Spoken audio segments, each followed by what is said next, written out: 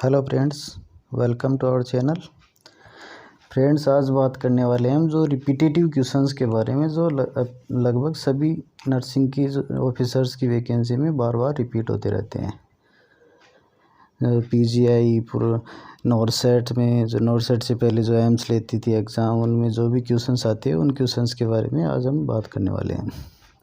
New हैं मेरे channel पे, वो प्लीज़ सब्सक्राइब कर लें चैनल को, ताकि फ्यूचर में जो भी कोई वैकेंसी से रिलेटेड नोटिफिकेशन होगा या एग्ज़ाम कोई प्रीवियस क्वेश्चंस पेपर के रिगार्डिंग मैं इस पे डालता रहता हूँ, तो उसकी आपको जानकारी मिलती रहे। चलो, फर्स्ट क्वेश्चन है हमारा, which cannula can be used in blood transfusion. Blood transfusion में कौन सा कैनुला यूज़ किया जाता है? तो ब्लड ट्रांसफ्यूज़न में 18 गोज का कैनुला यूज़ किया जाता है, जो ग्रीन कलर वाला कैनुला। इनके कलर कोडिंग होती है वैसे सभी कैनुला की। 20 गोज का तो पिंक कलर का होता है, 16 गोज वाला ग्रे कलर का होता है, 18 गोज का ग्रीन कलर का होता है, 22 गेज वाला ब्लू कलर का, 14 गेज का ऑरेंज कलर और 24 गेज का येलो कलर। नेक्स्ट क्वेश्चन है अपना, प्लासेंटा डिस्कार्डेड इन विच बैग। प्लासेंटा कौन से बैग में डिस्कार्ड किया जाता है? Red, yellow, black and white. ये सभी को लगभग पता है, येलो बैग में किया जाता है। अब BMW से रिलेटेड लगभग हर एग्ज़ाम में एक या दो क्वेश्चन आते रहते हैं। नेक्स्ट क्वेश्चन है अपना, लो birth weight baby described while weight less than. लो बर्थ वेट बेबी किस बेबी को कहेंगे जिसका वेट उससे कम हो? तो 2250 ग्राम, 750 ग्राम, 2500 ग्राम, 3000 ग्राम। तो इसमें जो 2500 ग्राम से कम होगा उसको हम लो बर्थ वेट बेबी कहते हैं। तीन प्रकार से डिवाइड किया गया है इनको, low birth weight baby, very low birth weight baby और extreme low birth weight baby. जिनका वेट 1500 से 2500 के बीच में है उनको लो बर्थ वेट बेबी बोला जाता है, और जिनका वेट 1000 से 1500 ग्राम के बीच में है उनको very low birth weight baby, और जिनका 1000 ग्राम से भी कम है उनको extreme low birth weight baby बोलते हैं। नेक्स्ट क्वेश्चन है अपना, which value of HbA1c in diabetic patient is indication of blood control of blood sugar level. तो इसमें डायरेक्टली HbA1c का नॉर्मल लेवल पूछा गया है। HbA1c का नॉर्मल लेवल क्या है? तो 6.5 to 8, 8 to 10, 10 to 12, 1 to 3। तो इसमें नॉर्मल लेवल वैसे 5 to 7 से नीचा होता है, 5.7 से लेस देन होता है, उसको नॉर्मल में काउंट किया जाता है। इसमें 5.7 से कम 1 to 3 है, तो ये इसका राइट आंसर है। इसकी भी 3 स्टेज में डिवाइड किया गया है इसको। जैसे नॉर्मल तो हो गया, 5.7 से लेस देन होता है वो नॉर्मल हो गया। प्री डायबिटिक स्टेज होती है वो 5.7 to 6.4 के बीच में होती है, वो होती है प्री डायबिटिक स्टेज।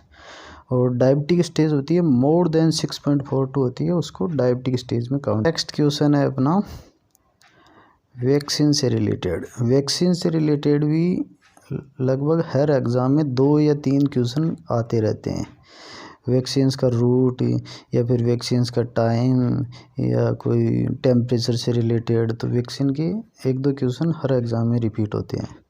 विच vaccine given after birth. Birth के बाद में कौन सी वैक्सीन दी जाती है? इसमें है ऑप्शन में BCG, OPV, hepatitis B and DPT। BCG, OPV और हेपेटाइटिस B तो बर्थ पे दी जाती है, DPT नहीं दी जाती, तो इसका right answer DPT।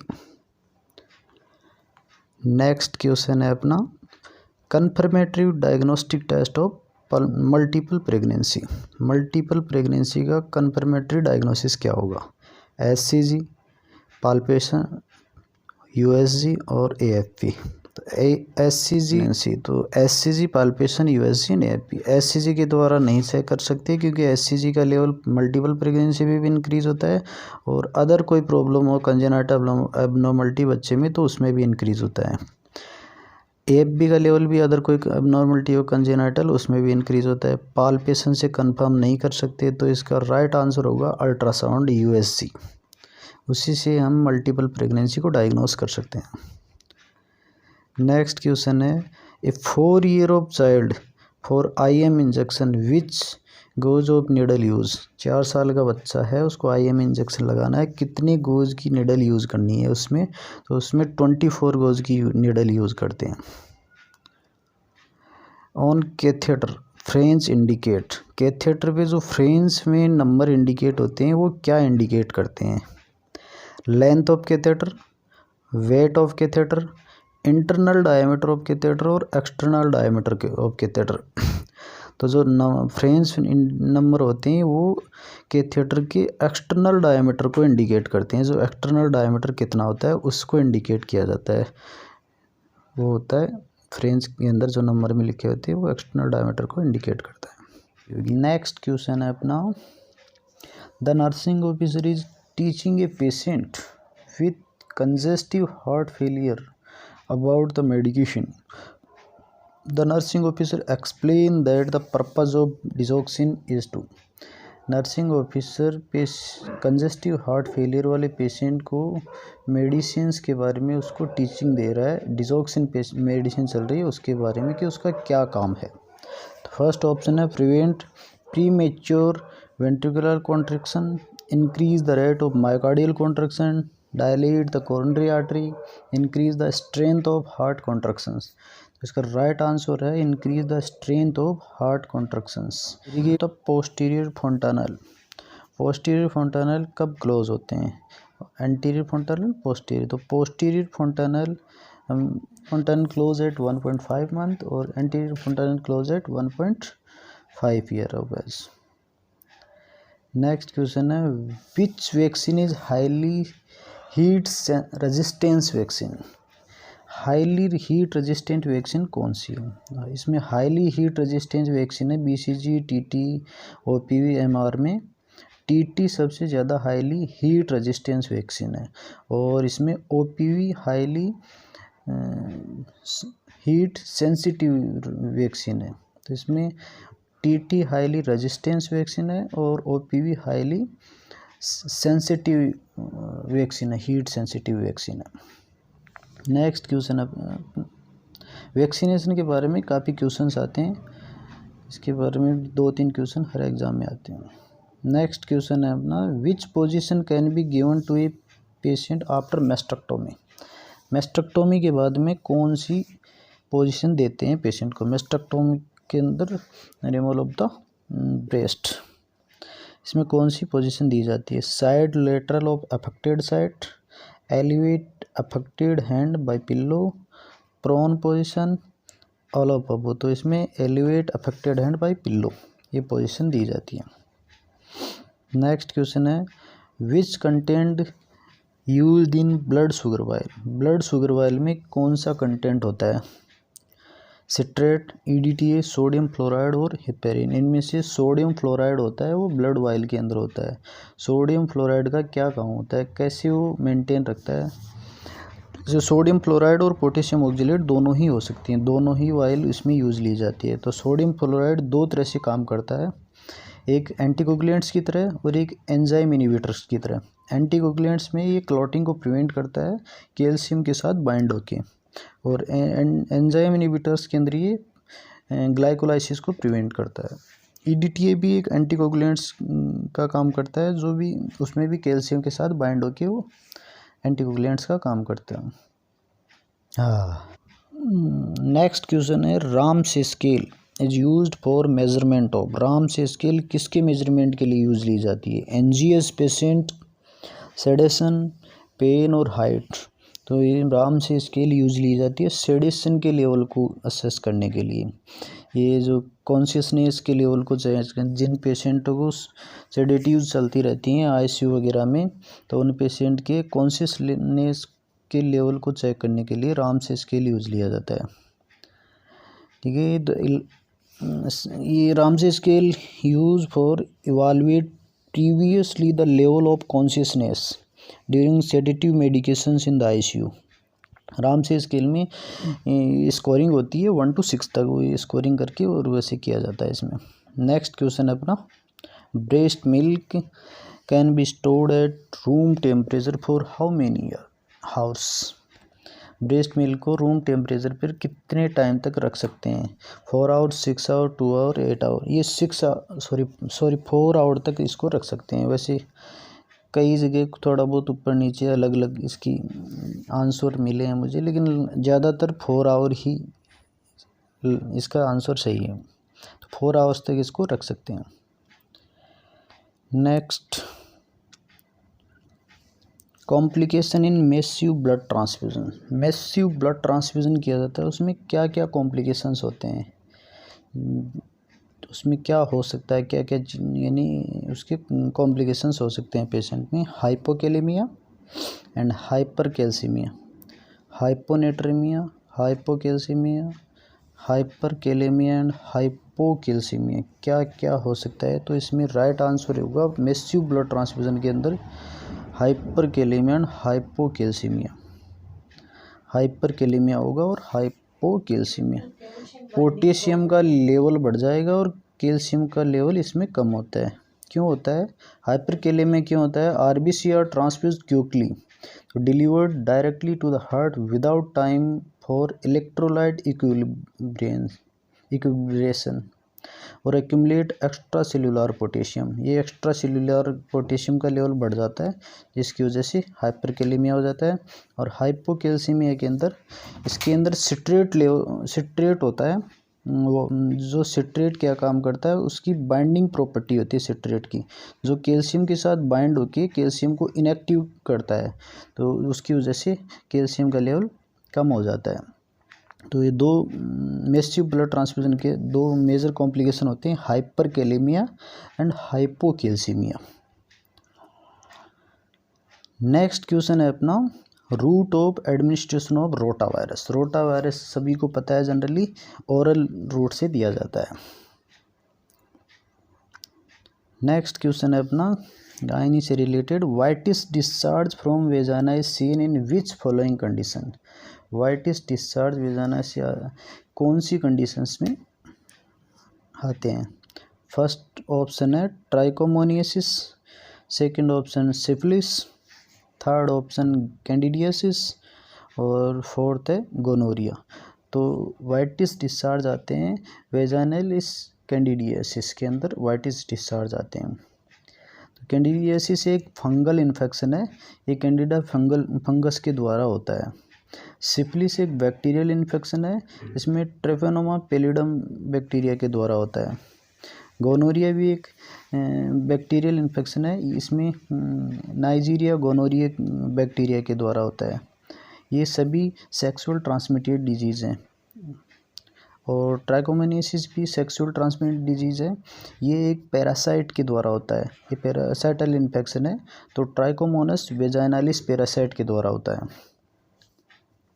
Next question है अपना, after a road traffic accident which cannula is used for fluid replacement in casualty for adult patient. उसमें अपन ग्रीन कलर का 18 गेज का कैनुला यूज़ लेते हैं, क्योंकि ब्लड ट्रांसफ्यूजन में भी ये लेते हैं और फ्लूइड रिप्लेसमेंट के अंदर भी ये ग्रीन कलर का ही लेते हैं, क्योंकि एक्सीडेंटल केसेस होता है तो ज़्यादा फ्लूइड लॉस होने की वजह से पेशेंट शोक में चला जाता है, तो उसको जल्दी से रिकवर करने के लिए फ्लूइड थेरेपी देते हैं। तो उसकी वजह से उसके लिए फास्ट फ्लूइड देने के लिए ग्रीन कैनुला यूज़ किया जाता है 18 गेज का। नेक्स्ट क्वेश्चन है अपना, oxygen flow rate of nasal cannula. तो ऑक्सीजन से रिलेटेड भी काफ़ी क्वेश्चंस आते हैं एग्ज़ाम पे। नेजल कैनुला से कितना देते हैं और उससे क्या ना नॉर्मल फेस मास्क से कितना ऑक्सीजन देते हैं, तो इसके से रिलेटेड भी काफ़ी क्वेश्चंस आते हैं। तो oxygen flow rate of nasal cannula से कितना फ्लो रेट होता है? 5 से 8 लीटर प्रति मिनट, 1 से 4 लीटर, 1 से 8 और 3 से 10। इसके अलग अलग लिखे हैं तीनों के।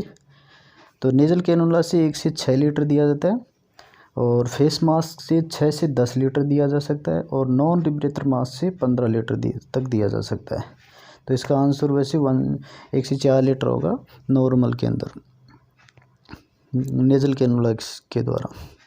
नॉन रिब्रेथर मास्क है, ये उन पेशेंट्स में यूज़ लिया जाता है जिनको हाई कंसंट्रेशन ऑक्सीजन की रिक्वायरमेंट होती है, उनमें नॉन रिब्रेथर मास्क यूज़ लिया जाता है। तो ऑक्सीजन से रिलेटेड क्वेश्चंस आते ही रहते हैं वैसे एग्ज़ाम में।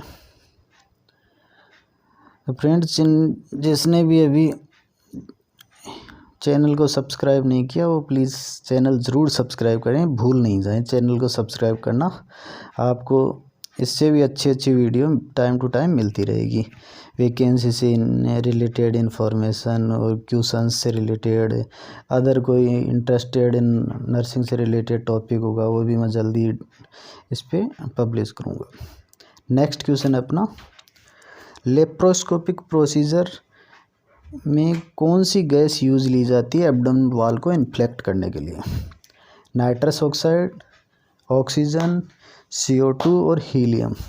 तो लेप्रोस्कोपिक प्रोसीजर में एब्डोमेन वॉल को इन्फ्लेक्ट करने के लिए कार्बन डाइऑक्साइड यूज़ ली जाती है, CO2।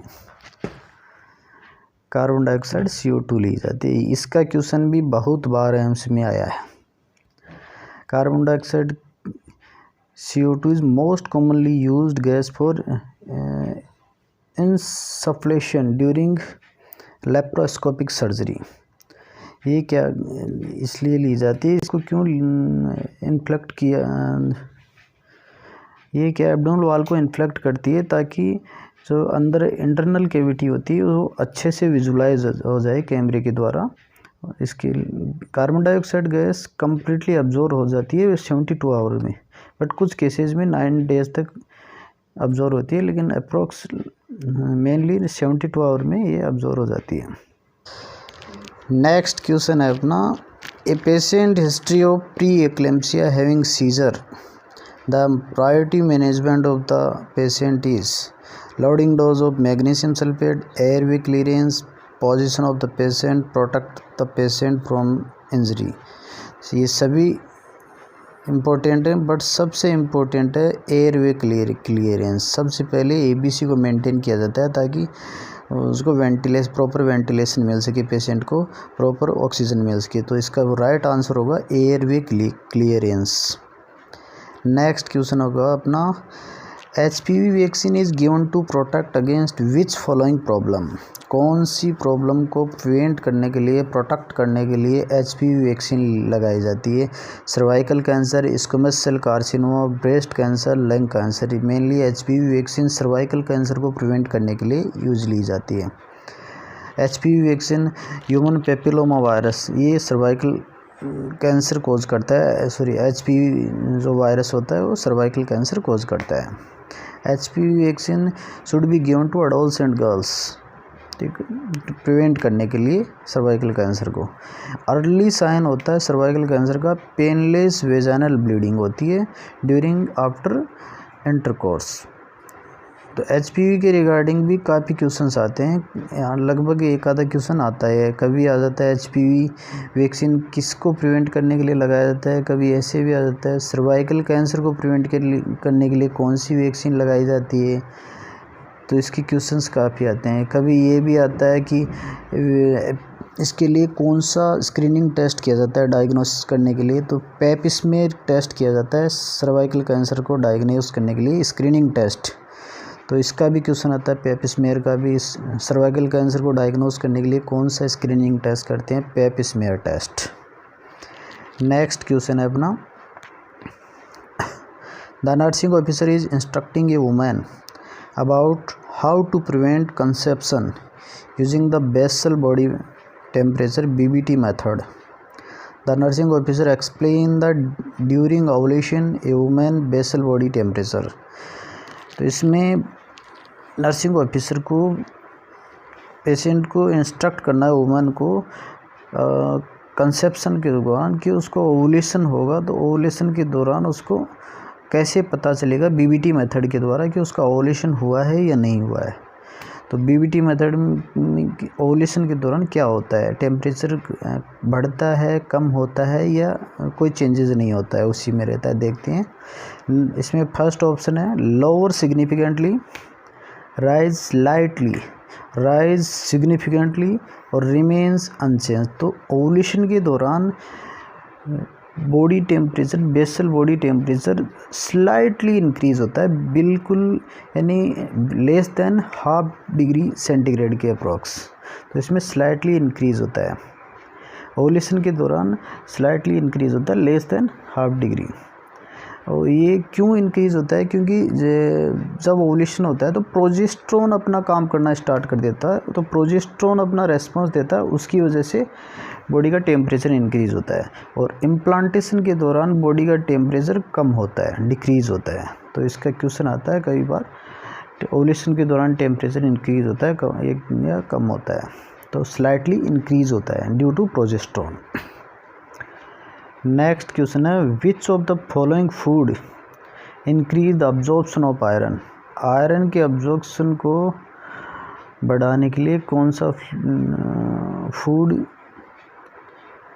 होता है जो आयरन के अब्जॉर्प्शन को बढ़ाता है, एक्सेप्ट ऑरेंज, सिट्रस फ्लूइड, आंवला। तो तीनों ही आयरन के अब्जॉर्प्शन को बढ़ाते हैं।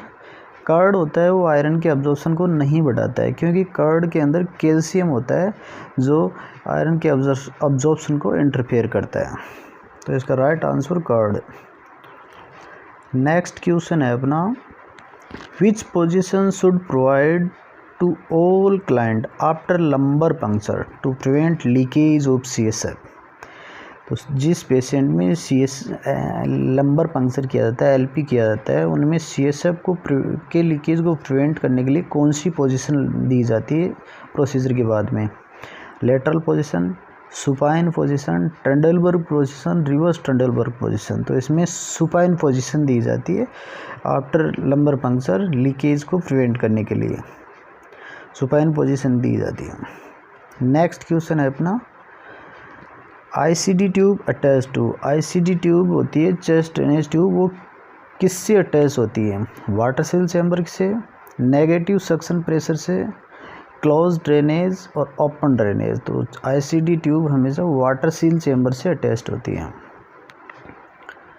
द मेन पर्पज़ होता है वाटर सील चैम्बर का is to allow air to exit from the pleural space on exhalation and prevent air from entering the pleural cavity on inhalation.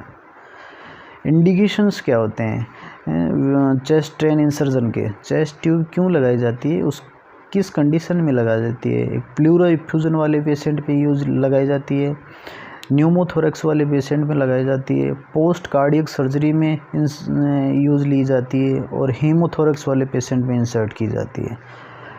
हीमोथोरेक्स होता है haemothorax is a collection of blood in the space between chest wall and the lungs, वो haemothorax होती है। Pneumothorax के अंदर when air leaks into the space between the lungs and the chest wall, वो pneumothorax होता है। और pleural effusion के अंदर फ्लूइड कलेक्शन हो जाता है। तो इनके बारे में क्वेश्चन आते हैं, हीमोथोरेक्स, न्यूमोथोरेक्स, प्लूरल इफ्यूजन के बारे में। नेक्स्ट क्वेश्चन है अपना, which of following electrolyte imbalance occurs in digoxin toxicity. Digoxin toxicity में कौन सा इलेक्ट्रोलाइट इम्बैलेंस होगा बॉडी में? डिसऑक्सिन का लेवल बढ़ जाता है तो कौन से इलेक्ट्रोलाइट को इम्बैलेंस करेगा, कम ज़्यादा? हाइपोकैल्सीमिया, हाइपोकैलेमिया, हाइपरनेट्रीमिया और एक हाइपोकैलेमिया। तो ये क्या करता है डिसऑक्सिन, डिसऑक्सिन क्या करता है? डिसऑक्सिन सोडियम के लेवल को, तो इंट्रासेल्युलर सोडियम के लेवल को बढ़ा देता है और इंट्रासेल्युलर पोटेशियम के लेवल को कम करता है। तो ये इसमें हाइपोकैल्सीमिया, हाइपोकैलेमिया, हाइपरनेट्रेमिया, इसमें हाइपोकैलेमिया इसका आंसर आएगा, हाइपोकैलेमिया। वैसे हाइपोकैलेमिया पोटेशियम के लेवल को ये कम करता है। नॉर्मल पोटेशियम लेवल होता है ब्लड के अंदर 3.6 to 5.2 मिलीमोल पर लीटर, और नॉर्मल सोडियम का लेवल होता है 135 to 145 मिली इक्विवेलेंट पर लीटर। कैल्शियम का नॉर्मल लेवल होता है 8.5 to 10.2 mg पर डेसीलीटर।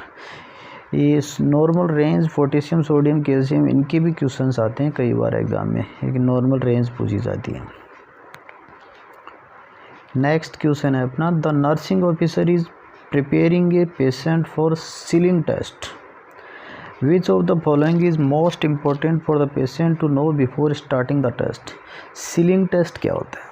ये पेशेंट को प्रिपेयर कर रहा है नर्सिंग ऑफिसर सीलिंग टेस्ट के लिए, तो इसमें पेशेंट क्या जानना, किसके बारे में जानना चाहेगा टेस्ट की स्टार्टिंग से पहले? Why radioactivity is use, तो रेडियो एक्टिविटी तो इसमें यूज़ नहीं की जाती है। How the result will interpret, इसके बारे में भी नहीं पूछिएगा पहले। How vitamin B12 is measured and how to collect a 24 hour urine specimen. तो सीलिंग टेस्ट क्या किया जाता है, विटामिन B12 के अब्जॉर्प्शन के चेक करने के लिए सीलिंग टेस्ट किया जाता है। विटामिन B12 की डेफिशिएंसी में विटामिन B12 के अब्जॉर्प्शन को देखने के लिए किया जाता है। तो इसमें 24 आवर का यूरिन कलेक्शन किया जाता है, उसके द्वारा सीलिंग टेस्ट किया जाता है।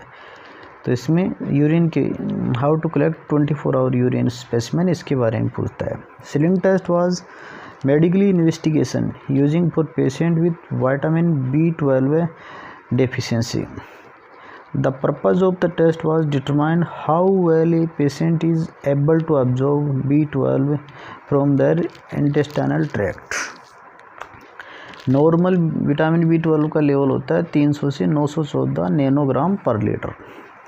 सीलिंग टेस्ट वैसे 2 स्टेज में परफॉर्म किया जाता है, स्टेज 1 एंड स्टेज 2। ये 24 आवर यूरिन कलेक्शन किया जाता है, उसके बाद में उसी से टेस्ट होता है। तो स्टेज 1 में क्या किया जाता है, ओरली विटामिन B12 दिया जाता है, उसके 1 घंटे बाद में IM विटामिन B12 का इंजेक्शन लगाया जाता है। फिर 24 आवर का यूरिन कलेक्शन किया जाता है, उससे फिर चेक किया जाता है विटामिन B12 का अब्जॉर्प्शन हुआ है या नहीं हुआ, उसका कितना लेवल है विटामिन B12 का। यदि विटामिन B12 ये स्टेज 1 का टेस्ट अबनॉर्मल आता है तो स्टेज 2 परफॉर्म की जाती है 3 से 7 दिन बाद में। उसमें भी फिर 24 आवर यूरिन कलेक्शन करके और विटामिन B12 का लेवल चेक किया जाता है। तो ये 2 स्टेज में की जाती है। नेक्स्ट क्वेश्चन है, in hypotension which fluid is required. Hypotension में कौन सा फ्लूइड दिया जाता है, कौन सा फ्लूइड दिया? इसमें NS टेक्सटोज 10%, NS 3% और RL, तो इसमें RL यूज़ में लिया जाता है, रिंगर लैक्टेट। नेक्स्ट क्वेश्चन है, height measurement of 2 year old child is done by. 2 साल की बच्चे का हाइट मेजरमेंट किससे किया जाता है? स्टेडियोमीटर, इन्फेंटोमीटर, गोनियोमीटर और रेट्रैक्टोमीटर।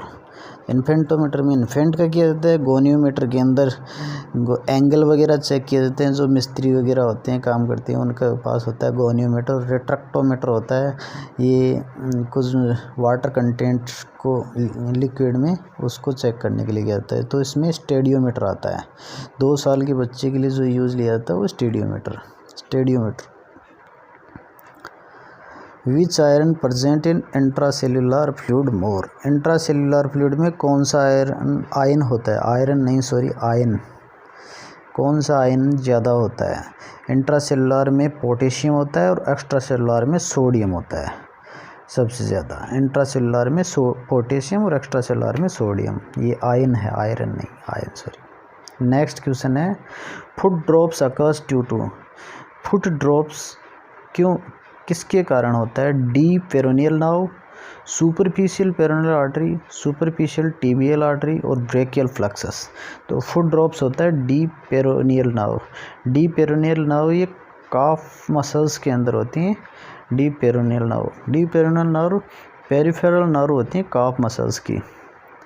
इसके अंदर इनके मोनोन्यूरोपैथी होना स्टार्ट हो जाता है, जिसकी वजह से difficulty in lifting the front part of the foot, इसे कहते हैं फुट ड्रॉप्स। ब्रेकियल फ्लेक्सस क्या होता है? ये ब्रेकियल फ्लेक्सस नर्व्स का नेटवर्क है, ये सिग्नल लेके आता है स्पाइनल कॉर्ड से आर्म्स, शोल्डर और हैंड्स के अंदर।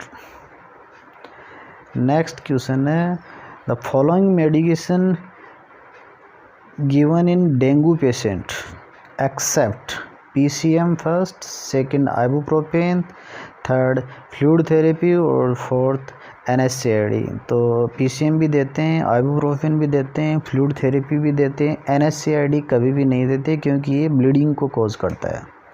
तो NSAID because they can cause bleeding. Next question है अपना, most common nursing action for fracture healing.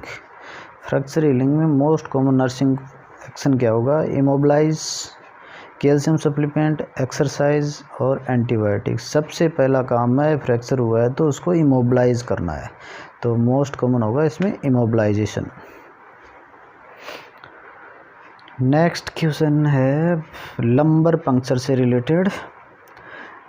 Lumbar puncture procedure is going on duty nursing officer which position given to the patient to facilitate the procedure. Lumbar puncture के अंदर कौन सी position दी जाएगी? इसमें first option है patient leg flexed, knee are touched on the abdomen, head flexed with chin touched on chest. Second option है patient lying on back and turning forward. Third option है patient leg extended, knees are touched on abdomen and knees extension position. Fourth option है patient lying inside and head turned to one side. इसमें जो position दी जाती है lumbar puncture में वो सी shape position दी जाती है। Patient leg flexed, knee are touched on abdomen and head flexed with chin touched on chest. इसमें सी शेप पोजीशन भी बोलते हैं इसको। ये पोजीशन इसमें दी जाती है, patient leg flexed, knee are touch on abdomen and head flexed with chin touch on chest. C shape position, V shape नहीं sorry, C shape position. Next question है which of the following finding suggest to worsening condition of dengue. Dengue की worsening condition में कौन कौन से sign symptom होते हैं? Vomiting, high grade fever, abdomen pain, ये तीनों ही होते हैं। यदि सीवियर कंडीशन है डेंगू की तो ये तीनों ही सिम्टम आते हैं, वॉमिटिंग, हाई ग्रेड फीवर और abdominal pain, all of above. Next question है Bishop score is used for. Bishop score किस लिए यूज़ किया जाता है? इंडक्शन ऑफ लेबर को असेस करने के लिए, फीटल मॉनिटरिंग को असेस करने के लिए, प्रोग्रेस ऑफ लेबर को चेक करने के लिए, या इन मल्टीपल प्रेगनेंसी। तो bishop score induction of labour के लिए किया जाता है। बिशप स्कोर इसमें स्कोरिंग की जाती है तो कि इंडक्शन ऑफ लेबर फेवरेबल है या नहीं है। तो 8 से या इससे ज़्यादा यदि स्कोरिंग होती है बिशप स्कोर की तो कंसिडर फेवरेबल फॉर इंडिकेशन, और 6 से कम होती है तो कंसिडर्ड अनफेवरेबल। इसके रिगार्डिंग भी क्वेश्चन आते हैं काफ़ी। मोस्ट कॉमन साइट होती है सेंट्रल लाइन कैथेटराइजेशन के लिए। सेंट्रल लाइन कैथेटराइजेशन के लिए कौन सी साइट सबसे कॉमन होती है? Internal jugular vein, femoral vein, radial vein और ब्रेकियल वेन। इसमें जो मोस्ट कॉमन होती है, वैसे इंटरनल जुगुलार वेन भी होती है, फेमोरल वेन भी यूज़ ली जाती है, बट मोस्ट कॉमन होती है वो internal jugular vein. Internal jugular vein use आती है due to accessibility and overall low complication rate. ये इजीली असेसिबल होती है और इसमें लो कॉम्प्लिकेशन होती है, इसलिए सबसे most common internal jugular vein use ली जाती है। इंटरनल जुगुलार वेन कहाँ से स्टार्ट होती है? स्कल से स्टार्ट होके एक्सटर्नल एंड ऑफ क्लेविकल तक आती है। नेक्स्ट क्वेश्चन है which is most leading cause of death under 5 year children world wide. 5 साल के बच्चे में डेथ का मोस्ट कॉमन कोज क्या होता है? डायरिया, न्यूमोनिया, बर्थ एस्पीजिया और यूआरटीआई। मोस्ट कॉमन कोज होता है अंडर 5 ईयर डेथ का न्यूमोनिया होता है। यदि न्यूमोनिया के बाद में डायरिया होता है तो फर्स्ट पे आता है न्यूमोनिया। इसका राइट आंसर है न्यूमोनिया। नेक्स्ट क्वेश्चन है a child urine is tested for specific gravity, colour and clarity. Which of the following reports would the nursing officer considered normal. तो इसमें यूरिन की नॉर्मल रिपोर्ट पूछ रहा है। Normal specific gravity कितनी होती है, कलर एंड क्लियरिटी। तो फर्स्ट ऑप्शन में है 1.005 स्पेसिफिक ग्रेविटी, डीप ऑरेंज इसका कलर है और क्लियर इसके ऑर्डर है। नेक्स्ट ऑप्शन है 1.020 येलो क्लियर। थर्ड है 1.035 डीप ऑरेंज क्लाउडी, फोर्थ है 1.001 येलो क्लियर। तो इसका राइट आंसर होगा जो स्पेसिफिक ग्रेविटी है 1.020 येलो कलर और क्लियर इसकी, बी इसका राइट आंसर है 1.020 और येलो यानी क्लियर। यूरिन की नॉर्मल स्पेसिफिक ग्रेविटी होती है 1.005 टू 1.030। नेक्स्ट क्वेश्चन है angina that some common side effect of nitroglycerin. Sir, inform a patient with angina that some common side effect of nitroglycerin. Nursing officer patient angina वाले patient को inform कर रहा है कि कुछ साइड इफेक्ट होते हैं नाइट्रोग्लिसरीन ड्रग्स के। तो क्या क्या साइड इफेक्ट होते हैं? फर्स्ट ऑप्शन है palpitation, hypertension, tachycardia. Second option है flushing, bradycardia, muscle weakness. Third option है फ्लशिंग, वर्टिगो, सीजर। और फोर्थ ऑप्शन है डिजीनेस, हेडेक एंड हाइपोटेंशन। तो इसका राइट आंसर होगा नाइट्रोग्लिसरीन के जो कॉमन साइड इफेक्ट होते हैं वो होते हैं dizziness, headache and hypotension cause करता है नाइट्रोग्लिसरीन। देखिए dizziness, headache and hypotension. Next question है red colour urine seen in which anti tubercular drug. कौन सी एंटी ट्यूबरकल ड्रग में रेड कलर यूरिन आता है? Rifampicin, ethambutol, isoniazid, streptomycin. तो red colour urine rifampicin drugs के द्वारा होता है। रिफाम्पिसिन ड्रग्स ले रहा है एंटी ट्यूबरकल ड्रग तो उसमें ये रेड कलर यूरिन आता है। Right answer rifampicin. Next question है formula of measure the ET tube size in children. Children में ईटी ट्यूब साइज को मेज़र करने के लिए कौन सा फॉर्मूला किया जाता है? अनकप्ड एंडोट्रिकल ट्यूब के लिए जो फॉर्मूला यूज़ किया जाता है वो होता है एज इन ईयर्स बाई 4 + 4, यानी एज इन ईयर्स बटा 4 + 4। और कप्ड एंडोट्रिकल ट्यूब के लिए जो फॉर्मूला होता है एज इन ईयर बाई 4 + 3.5। इसका भी क्वेश्चन अब की बार नोट सेट में आया था फॉर एंडोट्रिकल ट्यूब को मेज़र करने का फॉर्मूला। तो एक अनकप्ड के लिए एंडोट्रिकल ट्यूब के लिए फॉर्मूला है और एक कप्ड एंडोट्रिकल ट्यूब के लिए फॉर्मूला है, दोनों के लिए अलग अलग फॉर्मूला है। नेक्स्ट क्वेश्चन है the nursing officer indicates that which of the following set of vital sign is within the normal range for an adult. Normal vital signs कौन से हैं? BP 110/80, pulse 56, respiration 20। सेकेंड है BP 80/50, pulse 110, respiration 32 नहीं है। BP 120/70, pulse 68, respiration 16। तो right answer इसका सी आएगा, BP 120/70, pulse 68 और रेस्पिरेशन। तो 16 से 20 रेस्पिरेशन होता है नॉर्मल और 72 पल्स रेट होती है नॉर्मल और बीपी 120/80 नॉर्मल। तो इसका right answer C. Thank you friends, and please subscribe our channel, and best of luck for your examination. Thank you.